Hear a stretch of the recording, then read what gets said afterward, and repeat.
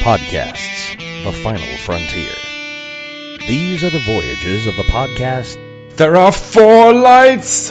Its 5-year mission to explore strange, familiar worlds, to seek out new listeners and new civilizations, to boldly go where most nerds have gone before. Join Matt and Shirley on their 5-year mission with a different guest each week as they talk about an episode of Star Trek, from the original series through Enterprise. They'll cover every episode, eventually. Hi everybody, welcome back to There Are 4 Lights.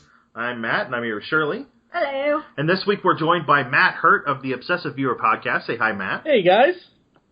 And Matt, tell us a little bit about your podcast. Well, it's called the Obsessive Viewer, and the kind of tagline of it is that every week we do one episode where it's basically a set topic, whether that's a certain genre, trope, movie, or show from movies and TV. And then we just kind of discuss it for an hour, and then we go ahead and go into our potpourri section, which is a section of the podcast where we talk about stuff that we've watched lately and stuff like that. And we've been doing it for about going on 3 years now, and it's been a blast. Wow. We've had Matt, we've had you on for several episodes, and yeah, it's been a blast. It's cool. Well, and Shirley was on for your the popcorn episode, right? No, that one. Was, that and then the Oscar episode last year. Yes, yeah, the Oscar episode. We covered stuff that we hadn't actually watched. I did the costumes. That's right. Yeah, that was really good. Yeah. Right on. And you guys talk about literally just about anything as related to movies and TV. Yeah, and it's fun. It's nice and laid back, and I love doing it and everything. But it's a little broad. It is. No, I've been on there and I've listened quite a bit. It's you guys have fun with it, informed, and you guys take a critical eye to things. Mm-hmm. And you can admit when you like something that you shouldn't, right. that isn't critically good but still enjoyable. We've built entire episodes around that. And then you admit when you hate things that you absolutely should, and then do a whole summer of Sandler on them, right? Oh yeah. Oh God, don't remind me. I like reminding you of that because I want more. I want somebody else that's good. I want you to take like a Hardy holiday and just do Tom Hardy movies for a holiday weekend. I like that. Oh, I like because, that. Well, with him, you're going to get a bunch of different stuff. Yeah. Shinzon from Star Trek, which itself is not the greatest movie, but he is phenomenal in it. Right. And Fighter and Warrior. Mm-hmm. And then Mad Max. Right. I don't know if he's a criminal or a detective, but there was another movie out that he wore a gray suit in almost the whole time. Oh yeah, that one.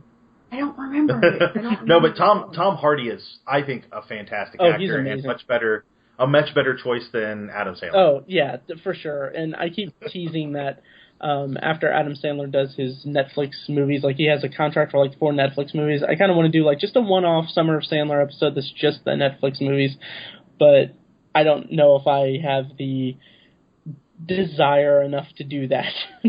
Have you listened to the worst podcast ever? I haven't, but I love that as a concept so much. It's a little demoralizing. I had to quit listening because they really. I mean, I got 10 episodes out of the 52 in, and they had made up a drinking game, and it was very clear that they were going to be completely plastered every episode thereafter. But no, it was. They watched. You know what I'm talking about, right, Shirley? They watch Grown Ups 2 every week for 52 weeks in a row. Yeah. So I feel like I've seen the movie. That's how many times I've heard them talk about it.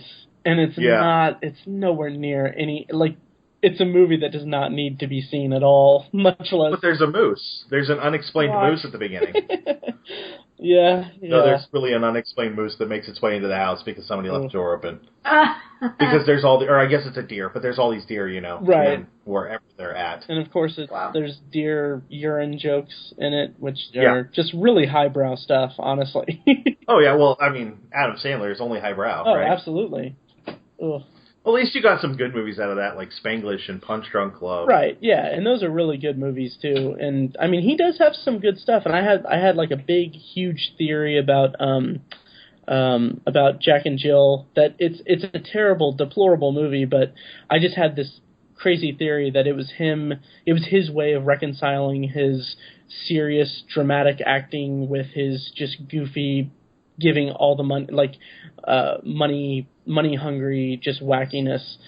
I had a whole big theory about that. It was in the, I think, 4th episode of the Summer of Sandler series, but I had a lot of fun with that, but not enough to make me want to ever see the movie again or go back to his filmography. Yeah, no, I don't blame you. Well, let's get into something that's hopefully a little better than the Summer of Sandler. Absolutely. We're going to watch the original series episode, Tomorrow is Yesterday, or we watched it, I guess. We're going to talk about it now. Tomorrow is Yesterday. This is episode 19, I believe, according to IMDb. Mm-hmm. I don't remember where we put it in our Netflix queue, but I'm pretty sure that's 19. Shirley's book says, and IMDb also say that it is production order 21. Right. So that's interesting. So Shirley, why don't you take it away from us and tell us a little bit about the episode. Give us the overview, spoilery thing. So NBC, December 28, 1966 press release says this about the episode. Malfunction causes the USS Enterprise to be returned in time to the late 1960s and into an Earth orbit, where it is sighted as a UFO by the U.S. Air Force jet, and Tomorrow is Yesterday. On the NBC television network color cast of Star Trek, since their confrontation with the Air Force jet is due strictly to an accidental warping of time and space, Captain Kirk and Mr. Spock agree that it is imperative to erase any recorded data on the sighting, lest the normal course of Earth's events be altered. While the jet pilot Captain Christopher, played by Roger Perry, is held incommunicado aboard the Enterprise, a landing party transports to Earth in an attempt to retrieve the records. And that's what they have to say. No, that's fine. This is an interesting. This is an interesting episode where they're looking at the future that then looks back at the past, and they show that. I don't know.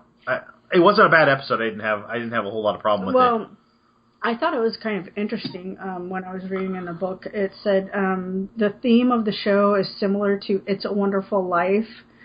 Jimmy Stewart's character didn't realize how one person's life could impact others and even dramatically influence the world. And I think they kind of compared him to Captain Christopher. Captain Christopher, because Spock didn't realize that when he did his research until later that Christopher's unborn son would be somebody that would be important. Yeah, be important. Yeah, I mean, that's an interesting comparison. I don't disagree with it, but I don't think I would have thought about it that way. Overall, I think it was shot and directed and edited well enough. There wasn't anything glaring. There wasn't anything glaring other than some science that they put in there that doesn't really work. Like, you can't catapult around the sun to send yourself back in time. Right. I was like, is that true? And you don't have a chronometer. There's no way you can measure time that way. But other than the things that we have to just do some hand waving on, the episode itself was not bad. I assume that's how computers look in 1960s. That seemed about right to me. The huge data mainframes? Yeah. So, I don't know. Matt, what did you enjoy the episode at least? I actually really did. I think I may have actually requested to have this episode to come back for the show. I don't know, to preface this, I'm like a huge fan of just time travel, just as a concept in science fiction, and this episode deals with such a great concept or subset of time travel, of the time travel concept, in that it has them, racing to try to erase their exposure to the past, basically. And I think that this episode itself is a really good, I don't know if I'll say this, but a good introductory episode. If you were to try to sway someone to watch Star Trek, I think that this would be a good introductory episode if they are people who aren't really into like the kind of deeper, like weirder science fiction, like alien races kind of stuff that Star Trek is known for, like the different planets and everything. I think this would serve as a really good introductory episode because it shows a really good proven sci-fi concept that's more relatable to science fiction fans without kind of going into these wacky makeup effects and everything of different cultures and stuff. It's a very kind of down to earth, no pun intended, science fiction story. So I really like it. I can see that it is an easier one to access. Mm-hmm. You don't need to know a lot other than what they tell you in the episode. Right. And even some of the stuff they tell you is a little off. They are part of the deep space probe group. Right. They say that a couple of times. The United Earth. Yeah. Deep space probe. Yeah. So I mean that was interesting. We're still not there on terms. Which we get the whole cast because it's like it surprises me because it's like it's the 21st production order episode. You think they would have that kind of stuff locked down? Yeah, they never really. They have yet to really lock that down, but we do get the whole crew at least. So we get to see Scotty. Uhura gets a few lines in there. Mm-hmm. Sulu's actually in the episode quite a bit. Not a lot of lines, but he's there. McCoy, Spock, everybody's there. At least, because we've had some episodes where we've been missing part or most of the crew. Yeah. The United Earth Space Probe Agency. Oh, such a terrible name. Yeah. Such a terrible, terrible name. The thing is, I was just wondering, like, did he make that up, or was that actually... Did he make that up to, like, throw the guy off, or was that actually what they called it? I think that's what they were calling it at the time. Yeah. Whoa. So our Air Force pilot is tracking the ship. They put a tractor beam on the airplane, which falls apart because of that. So they have to beam him up to the ship. They show him too much, and then they have to figure out how to put him back. It's really what it comes down to. That's the crux of the whole story. Kirk gets into a couple of fights in this one, including a ridiculous one where he side body checks 3 guys all at once, just like dives at them on his side. He practically like clotheslines all of them with his body. Yeah, that was fun and ridiculous. Yeah. But there's some action here. So and it's not. They even they played up a little bit of the blood around the face, around their mouths and noses when they were fighting a little, but not like gory or anything. So I like that because that's not something you get to see a lot. Right. But it that was so weird. The Air Force Station was a little weird. Like a dude in an office with another dude. That was it. Building. I mean, to me. Well, I'm talking like the interior shots are just very the offices seem weird and wrong. Like, there's one guy watching a radar. That's the one guy. Well, that may be staff, staff restrictions. Like, how much was their budget? I don't know. But yeah, the overall concept of the story and the way it was shot, I found was at least well enough to be enjoyed. Not heavy-handed in any ways or bad. And it's really cool to see the Enterprise like in Earth orbit and everything. I thought that just seeing it that way was pretty cool. I thought the upgraded special effects for the Blu-ray remaster or whatever's on Netflix. Yeah. I thought it looked pretty good.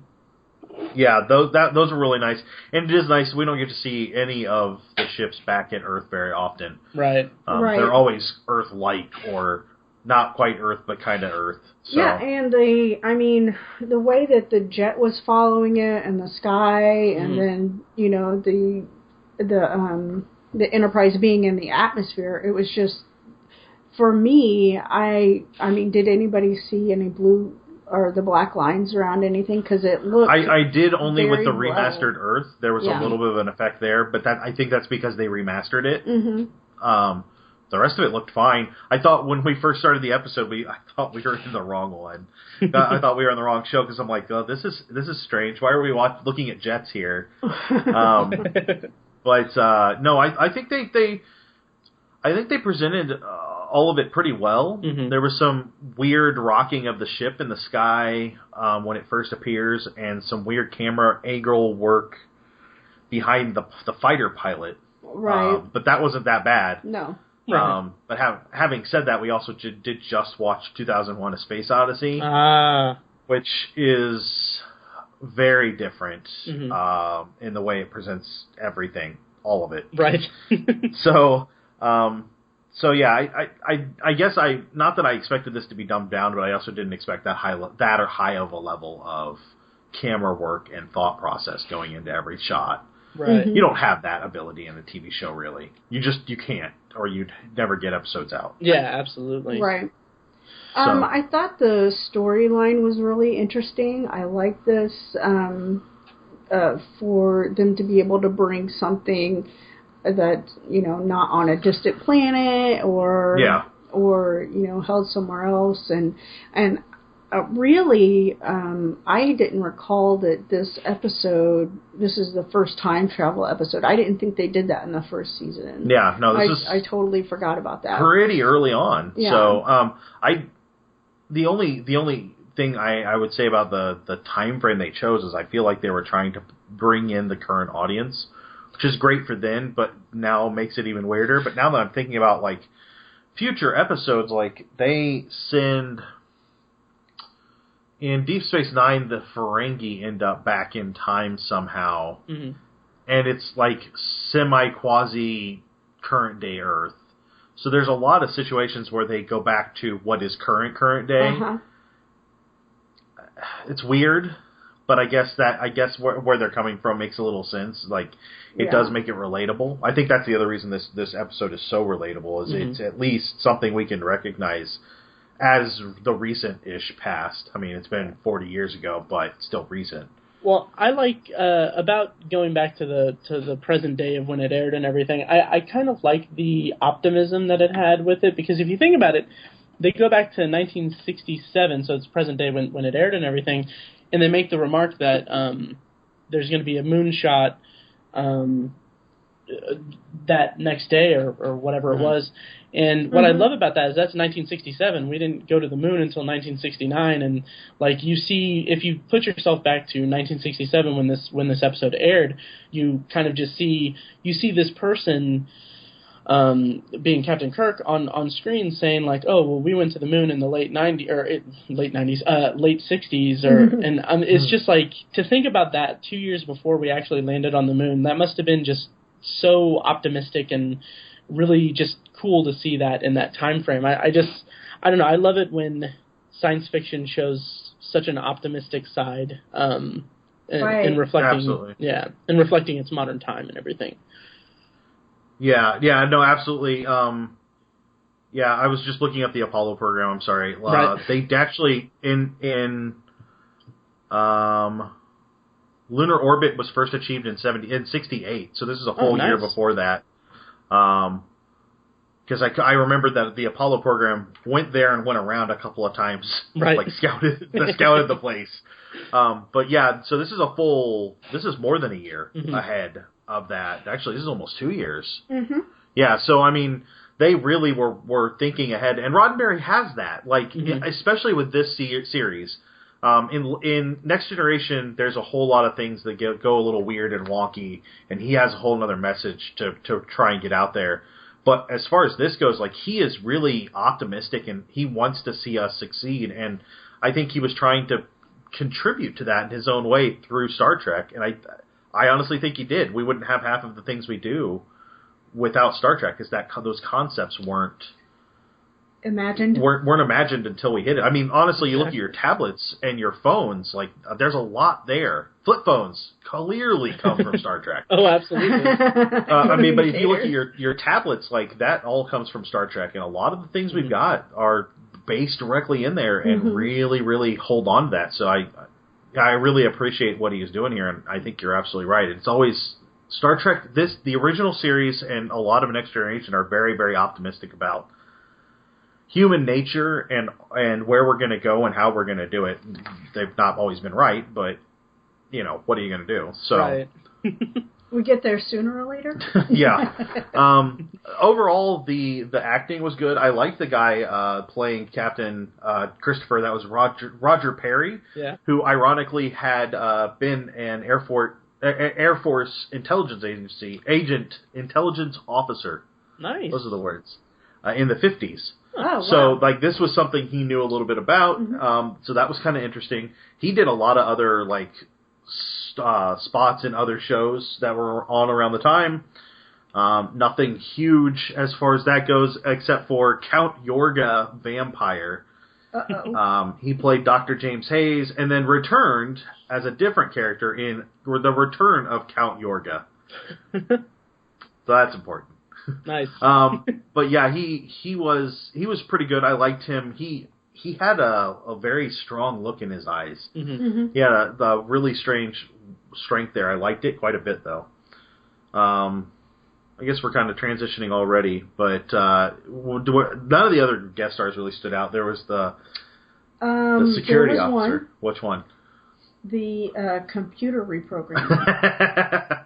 That is a nice little strangeness that they threw in there to it gave us a little bit of weird backstory, and I liked it quite a bit. That computer voice was fun. Yeah. So they just had it reprogrammed on the the planet or just the Cigna. Yeah, that was all women. Yeah. Yeah, that it was really funny. Man, I just saw that. Man, Cigna 4 or Cigna 9 It was something like that, yeah. And I kind of like that as I don't know, kind of a reflection of the time in itself. Because when you see Christopher interacting with it's kind of like he's kind of like he's finding it humorous and stuff, but Kirk is like not having anything of it, and it kind of shows again that optimism of women not being treated the way that they were like back in the 60s. Same with when Christopher sees women in the ship. I just kind of like that as a way for Roddenberry and his writing team to kind of show how forward thinking they were at the time. Yeah, no, I appreciate that quite a bit. It was pretty good as far as Uhura didn't get a whole lot of lines, but neither did anybody else besides Kirk and Spock. So, but I think that's what we're going to keep seeing as far as that goes for at least this season.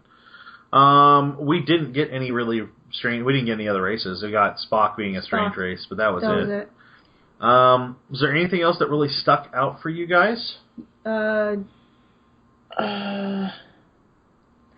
thought there was one other thing, but I can't really place it right now. Crap. Come on, Matt. Search. I'm just thinking that if you have a security issue, this is the only other than the science of the slingshot, and we can talk about that in a second. But if you're on a military base and somebody intrudes, more than 3 guys are going to show up, and everybody's going to have a rifle. That one threw me off a little bit, but I get that Kirk had to get away somehow. Well, the thing is, in the 1960s, I was like, how good could their security system be anyway? Well, we were fighting Russia at the time in proxy wars, so if they thought it was espionage, they would have been very, very heavy. Right. I mean, it would have been so very serious. That last bit with the slingshot, the around the sun to go back in the past farther to go to the future, it doesn't work that way. Yeah. Oh. And it was bad. Go ahead. Yeah, I was going to say the thing that kind of stuck out to me, probably maybe even one of my favorite parts of the entire episode, is the scene where Spock, in his classic Spock way, tells Christopher that he doesn't, just says offhand, like, oh yeah, you didn't contribute anything to humanity. Right. Like, I love that as comedy, but then when you think about it, like, man, how messed up would it be to be in his position? And I like the fact that he, they find out, his son eventually was of importance. But I just love that moment because it's like, because you just think, like, what if you were hearing that and, like, just the existential crisis that you would have in your brain, just hearing that in such a dry tone. I love that as a thought experiment, and yeah. Yeah, that was very rough because he was just like, yeah, he didn't really give anything of note to history, and I'm just like, man, that'd give a guy a complex for the rest of his life. Absolutely, that'd be really terrible. The teleporting people back into their own bodies at a different time period, kind of. That was and that it also erased their memories, which really threw me out. It was really convenient. Yeah, we did get to see replicators for the first time. Right. Yes. That was kind of cool. It was just some chicken soup. Chicken soup. And you had to put a card in for it, but I'm okay with that. Right. It was interesting. I liked it. It was enjoyable. But yeah, that slingshot, it's going to stick with me for a while. That was the thing that really stuck out in this episode. The fact that they also were at a black star and somehow got thrown back in time, that also bothers me a little bit, but they don't try to explain it away with, see, what we're going to do is, they were just like, oh, it must have happened this way because that's the only thing that makes sense. Like, they can't figure it out either. They're just throwing theories at the wall. Yeah. That's one of the big issues I have with it, is that it does a really good job, from my perspective, of setting up this scenario for them.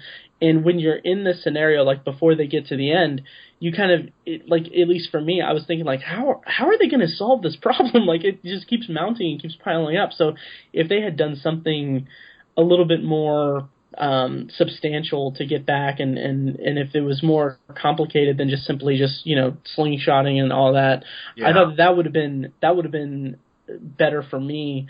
But in the moment, like up until that point, I was kind of all for it. Yeah, definitely. Yeah. Well, let's look at our recurring items. Bones doesn't say anything about people being dead, or he's not being a doctor. Kirk gets no ladies. Spock is logical throughout, but it's not, like... overly logical. Not overly logical. No one dies. It's unfortunate. Uhura really doesn't do anything other than answer the phone. This seems pretty... Well, she was kind of like a tour guide. A little bit. She right. she was the nanny keeping him from touching things. Yeah, that was funny. It's just, I don't know. It was not a bad episode at all. I don't have a problem with the episode, but it didn't seem to really stick out for me. Not one of my favorites by far.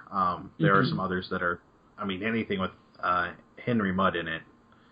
Yeah. Love you me and some Henry Mudd. Mudd. Yeah. Oh my gosh. So, Shirley, out of 5 stars, what do you think about the episode? I think it was just a so-so episode, so I give it a 3. Okay.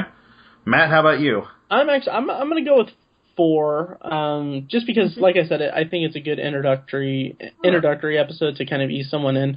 Also, it kind of reminds me of, like, the episode of Doctor Who. Oh, wow, why am I blanking on that episode?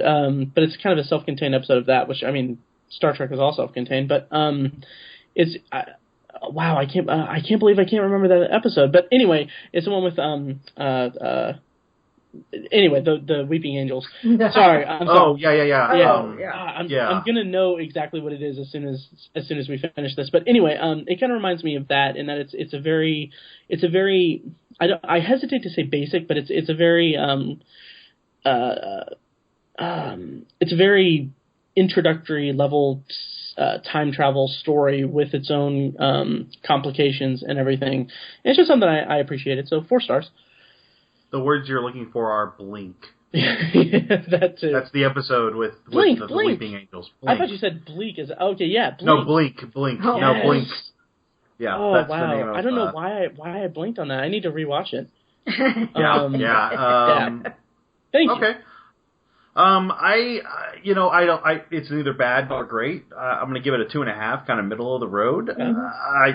There are other things that are coming in the future that are worse. There are other things that have already come and are coming that are better, but this is not a bad episode. There weren't exploding rocks in this one with stuffing coming out of them and, badly thrown, spears and, this was pretty all right. So, Matt, why don't you tell us where we can find Obsessive Viewer and you? Tiny was on a couple of weeks ago for the Galileo 7. Yeah, there you go, with the exploding rocks. Yes. Tied it all back in. Where can we find you guys on the internet? Okay, well, we have a Facebook page at facebook.com/TheObsessiveViewer. You can find me on Twitter at ObsessiveViewer. You can also check out the blog at ObsessiveViewer.com and find kind of an archive of episodes of Obsessive Viewer at ovpodcast.com. We also have a subreddit at r/ObsessiveViewer.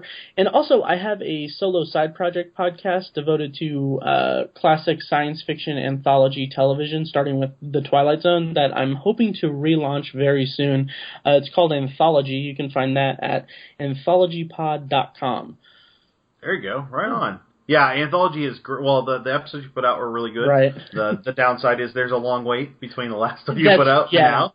Yeah. So I released 5 episodes, and then I'm gonna retool it so I can have a better production schedule of episodes, because I just lost track and everything. But yeah, absolutely. So, yeah. All right. Well, definitely check out the Obsessive Viewer or Anthology, and yeah, we've got some more episodes coming up. We're running up on season 1 of Next Generation pretty quick, so keep an eye out for that. Anything else you can think of, Shirley? Nope. Yeah, all our stuff's in the exit. In the closing. Yeah. All right. Well, thank you guys for listening, and we will talk to you guys real soon. And that'll do us tonight for There Are 4 Lights. Remember, you can email us at thereare4lightspodcast@gmail.com or find us on Facebook at facebook.com/nerdsdomain, on Twitter at nerdsdomain, or over at our site, nerdsdom.com. Be sure to sign up for the newsletter while you're there. You can head over to iTunes and give us a 5-star rating. A big thanks to 5 Year Mission for their music. You can find them at 5yearmission.net. Don't forget you can support us at patreon.com/nerdsdomain. And check out our shirts at /loot.